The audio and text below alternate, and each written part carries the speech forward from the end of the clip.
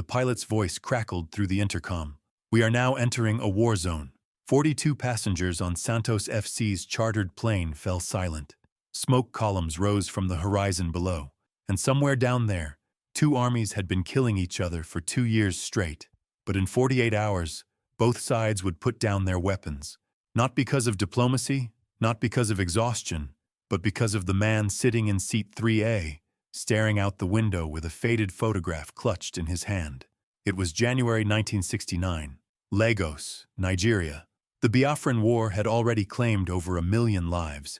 The southeastern region had declared independence as the Republic of Biafra, and the Nigerian federal government had responded with a brutal military campaign. Starvation, airstrikes, massacres. The world watched in horror but did little. Into this nightmare flew Santos FC, the Brazilian club team, invited for a friendly match that everyone knew was anything but friendly. Pelé was 28 years old, 3 World Cup titles, over 1,000 goals. They called him O Rei, the king. But sitting on that plane, watching the smoke rise from burning villages, he didn't feel like royalty. He felt like a man who kicked a ball for a living, descending into hell. His manager had begged him not to come. "It's suicide," Carlos had said. "The Nigerian government wants to use you for propaganda. You'll shake hands with generals while children starve 20 miles away." Pelé's response had been quiet but firm. "That's exactly why I have to go." In his pocket, he carried a photograph, creased, faded, edges soft from years of handling. It showed a small boy, himself, age 7, holding a makeshift football stitched together from socks and newspaper. His father Dondinho had given him that ball, saying words Pelé never forgot. "Football is not a game, son. It's the only language everyone speaks." The plane touched down at Murtala Muhammad Airport under heavy military escort. Armored vehicles flanked the runway. Soldiers with automatic rifles lined the terminal. Santos players exchanged nervous glances. This wasn't a football tour. This was a statement. General Yakubu Gowon, Nigeria's head of state, had personally requested Pelé's presence. The match would be held at Surulere Stadium in Lagos, 45,000 capacity, sold out within hours. Official reason: promoting national unity. Actual reason: showing the world that Nigeria was stable, civilized, winning. Pelé understood the politics. He also understood something the politicians didn't. 45,000 people weren't coming to see propaganda. They were coming to forget, even for 90 minutes, that their country was bleeding. The morning of the match, Pelé slipped away from the team hotel. His security detail panicked. They found him 2 hours later at a refugee camp on the outskirts of Lagos. Hundreds of displaced families, children with swollen bellies, mothers with hollow eyes. He was sitting on the ground, teaching a group of boys how to do keepy-uppies with a deflated ball someone had found in a trash heap. "Mr. Pelé, we must go," his handler insisted.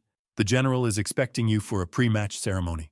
Pelé looked up. His eyes were red. "Tell the general I'll be there. But first, tell me, do these children get to watch the match?" The handler shifted uncomfortably. "They are refugees, sir. They don't have tickets." "Then get them tickets."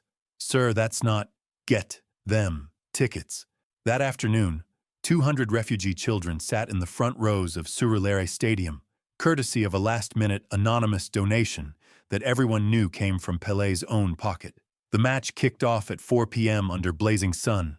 Santos versus the Nigerian national team. 45,000 voices roared.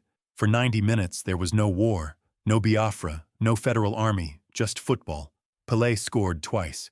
The Nigerian striker Segun Odegbami equalized both times. The final whistle blew, 2-2. Nobody cared about the score. What happened after the match would become legend. During the post-game reception, a Nigerian officer approached Pelé with a strange request. "There are people who want to see you," the officer said. "On the other side." Pelé understood immediately. Biafran soldiers. The enemy. "That's impossible," his manager interrupted. "We'd have to cross the front line. It's active combat." "Not tonight," the officer said quietly. "Word has spread that Pelé is here. Both sides have agreed to hold fire until he leaves Nigeria." He paused. "They want to see him too. Even the Biafrans." The room went silent.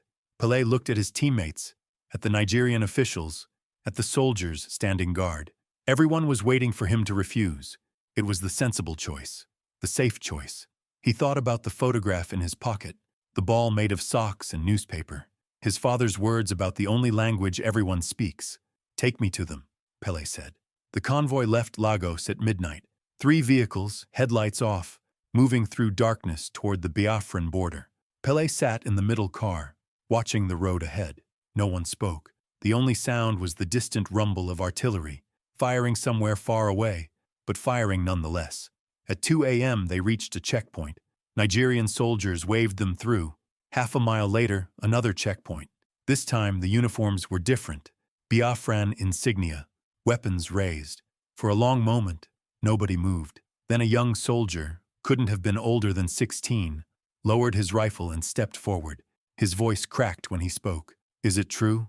Is Pelé really in that car?" The door opened. Pelé stepped out into the humid night air. What happened next would be recounted for decades. The young soldier dropped his weapon entirely. He fell to his knees, not in surrender, in disbelief.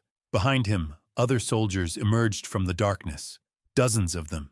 Then civilians, women, children, old men. They had been hiding in the bush, waiting, hoping the rumor was true. A small boy pushed through the crowd. He was holding a football, old, torn, barely round anymore. He walked up to Pelé and held out the ball with trembling hands. "Please," the boy whispered, "sign this. My brother wanted to meet you. He died last month. I promised I would get your signature for him." Pelé knelt down. His hands were shaking too. He signed the ball. Then he pulled the boy into an embrace. And for the first time in anyone's memory, Ray, the king of football, broke down crying in front of strangers. The unofficial ceasefire lasted 48 hours. Both armies held their positions. No shots fired. No bombs dropped. Military historians would later call it the most bizarre truce of any modern conflict, negotiated not by diplomats, but by the mere presence of a footballer. But here's what the history books often miss. On the second night, Pelé asked to speak with soldiers from both sides. A makeshift meeting was arranged in a bombed-out church near the border. Nigerian federal troops on one side, Biafran rebels on the other, Pelé in the middle. He didn't give a speech. He didn't talk about peace or unity or reconciliation. Instead, he asked a simple question. "Who here has a favorite goal I scored?" One by one, soldiers started talking. The 1958 World Cup final against Sweden, the bicycle kick in 1965, the header against Czechoslovakia. Men who had been trying to kill each other 48 hours earlier were now arguing about which Pelé goal was the greatest. Then a Nigerian sergeant said something that silenced the room. "My brother was Biafran. He died 6 months ago at Onitsha. We hadn't spoken since the war started." The sergeant's voice broke. "But I know his favorite was your goal against Mexico in '62. He used to imitate it in our backyard when we were boys."